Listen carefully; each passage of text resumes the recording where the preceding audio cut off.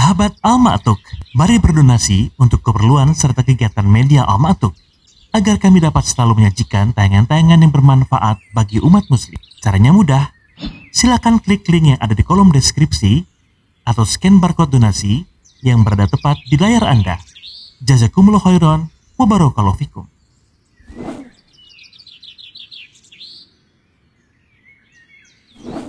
Bismillah, Assalamualaikum warahmatullahi wabarakatuh. Innal hamdalillah nahmaduhu wa nasta'inuhu wa nastaghfiruh wa na'udzu billahi min shururi anfusina wa min sayyiati a'malina. May yahdihillahu fala mudilla lahu wa may yudlil fala hadiya lahu. Asyhadu an la ilaha illallah wahdahu la syarika lahu wa asyhadu anna Muhammadan 'abduhu wa rasuluhu la nabiyya ba'dahu.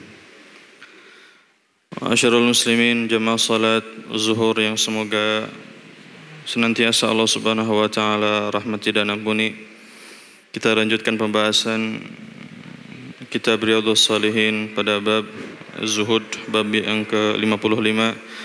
Dan hari ini kita insyaallah akan bacakan hadis Rasulullah sallallahu alaihi wasallam yang ke-15 dari bab ini. Hadis ini diriwayatkan oleh Abdullah bin Umar radhiyallahu taala anhuma. Ia berkata, Rasulullah sallallahu alaihi wasallam memegang pundakku. Kemudian beliau sallallahu alaihi wasallam mengatakan, "Kun fid dunya ka'annaka gharibun aw 'abirus sabil." Kemudian Nabi berpesan kepada Abdullah bin Umar agar jadilah engkau di dunia ini seperti orang asing atau seperti musafir, orang yang melewati jalan, musafir. Dia di sini disebutkan kata atau ini bisa jadi syak, keraguan dari perawi terakhir, atau bisa jadi ini adalah variasi tanwi dari Rasulullah sallallahu alaihi wasallam dalam contoh. Dan hadis ini masih dalam pembahasan tentang zuhud. Jadi intinya hadis ini memotivasi kita agar terus bersikap zuhud terhadap dunia. Dan sekali lagi zuhud bukan berarti meninggalkan secara keseluruhan, secara utuh, bukan. Tapi yang dimaksud dengan zuhud adalah tidak tergantung.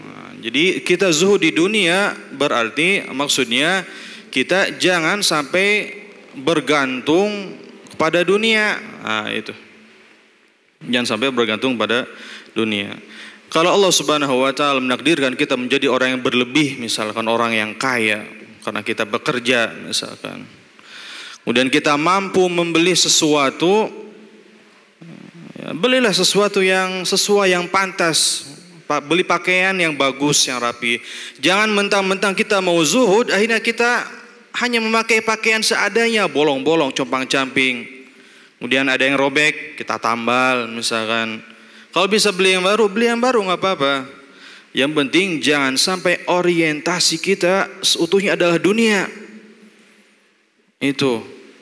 Kita ngerjain ini itu harus ada duniawinya misalkan. Enggak. Jadi maksudnya zuhud adalah tidak bergantung kepada dunia. Kemudian di hadis ini Rasulullah sallallahu alaihi wasallam secara tidak langsung memisalkan dunia ini seperti kampung asing atau jalan yang akan kita lalui, sementara akhirat itu seperti kampung halaman yang akan kita tuju. Maka biasanya seorang yang sedang berjalan atau musafir melakukan perjalanan panjang, biasanya dia ingin cepat-cepat pulang ke rumah, mau bertemu istri, anak, karib kerabat, teman-teman dan seterusnya di sana. Dia tidak mau berlama-lamaan di jalan di dunia ini. Biasanya seperti itu. Dan kalau seandainya ia memiliki kebutuhan, ada hajat, maka ia membeli atau mengambil seperlunya, tidak banyak-banyak. Dan ini karena biasanya dunia semakin kita banyak ambil, maka semakin banyak kita pertanyaan yang akan kita hadapi. Seperti orang yang masuk ke tempat perbelanjaan, ke minimarket. Seandainya dia hanya mengambil 1-2 barang, maka ia akan cepat dihitung, dihisabnya 2.000. Selesai. Tapi seandainya kalau dia membawa barang sekeranjang penuh, 2 keranjang, 3 keranjang, berapa menit kira-kira yang akan dia terima hisabnya itu? Semakin lama, semakin banyak semakin lama. Makanya Nabi SAW menyebutkan bahwa orang yang pertama kali masuk surga siapa? Orang miskin. Kenapa? Karena hisabnya sedikit orang miskin itu. Tapi orang miskinnya miskin yang normal, bukan miskin tapi sombong lagi, enggak. Ini miskin yang normal. Hisabnya cepat, maka ia akan juga cepat masuk surga. Seperti ini. Nah, kemudian tadi kalau Allah Subhanahu wa taala memberikan keluasan rezeki kepada kita, tetap kita juga bersikap zuhud. Dan bukan berarti kita infakkan semua harta yang kita miliki. Misalkan seperti ada dai yang menyerukan agar kita sedekah terus. Akhirnya semuanya disedekahkan, akhirnya dia jadi orang miskin. Tidak seperti ini juga. Jadi harus kita perkirakan, sesuaikan.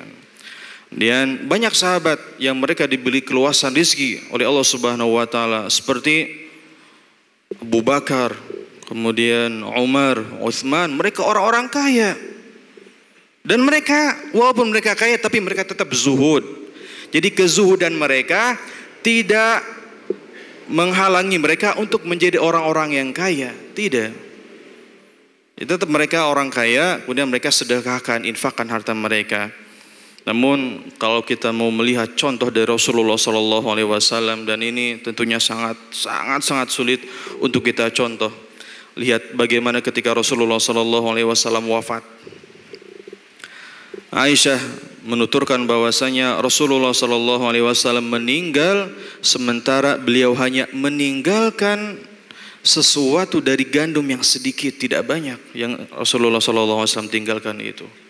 Ditambah beliau punya dir'un, baju besi, tapi baju besinya beliau gadaikan kepada seorang Yahudi untuk membeli gandum tersebut.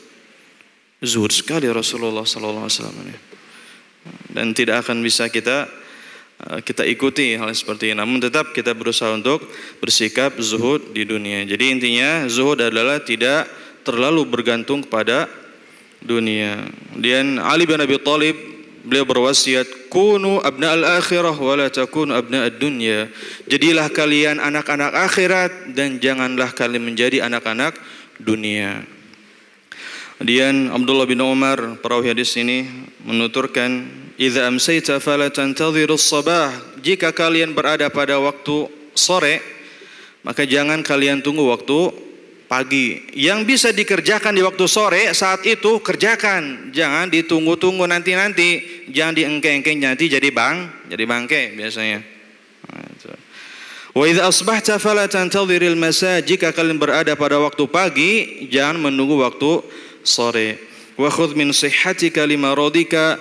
Gunakan keadaan sehatmu sebelum datang waktu sakitmu. Dan Rasulullah SAW menjelaskan bahwa seseorang dia akan mendapatkan pahala sesuai apa yang dia kerjakan ketika dia sehat. Misalkan ada orang rajin ibadahnya, sholat sunnah nafilahnya, tahajudnya, witirnya, kemudian duhanya, semuanya, kemudian saum sunnah, sedekahnya, qadarullah dia sakit, maka Allah Subhanahu wa taala akan tetap mencatat pahala semasa dia masih sehat. Walaupun dia sakit, gak bisa lagi, Allah akan catat itu pahalanya. Jadi perhatikan kebiasaan kita. Jadi setelah sholat atau sebelum sholat qobliyah dulu, dan setelah sholat ba'diyah. Dan puasa sunnah kalau bisa, sedekahnya rutinkan walaupun sedikit tidak banyak, dan yang lainnya. Wa min hayatika limautika. Dan pergunakan waktu hidupmu untuk waktu matimu. Ini yang bisa disampaikan pada kesempatan kali ini. Semoga bermanfaat bagi kita semua. Semoga Allah Subhanahu wa taala menjadikan kita sebagai orang-orang yang zuhud di dunia dan menjadikan akhirat sebagai tujuan kita. Subhanakallahumma wa bihamdik, asyhadu an la ilaha illa anta, astaghfiruka wa atubu ilaik. Assalamualaikum warahmatullahi wabarakatuh.